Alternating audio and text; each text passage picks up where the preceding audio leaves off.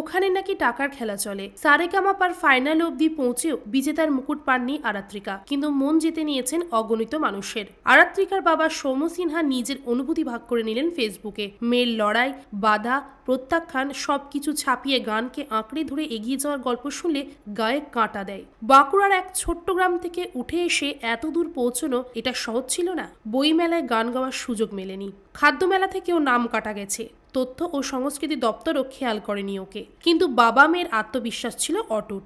গণসঙ্গীত গাওয়ায় comrade তকমা লেগেছিল। অনেকে বলেছিল ওখানে নাকি টাকার খেলা চলে। সব শুনে সব দেখে চুপচাপ লড়ে গেছে আরাত্রিকা। মা বাবার আত্মত্যাগ, পরিবার পরিজনের ভালোবাসা সবকিছু মিলিয়ে আজকের আরাত্রিকা। যদিও বিজেতার নামের পাশে তার নাম নেই, কিন্তু মানুষের ভালোবাসাই তো সবচেয়ে বড় পুরস্কার, তাই না?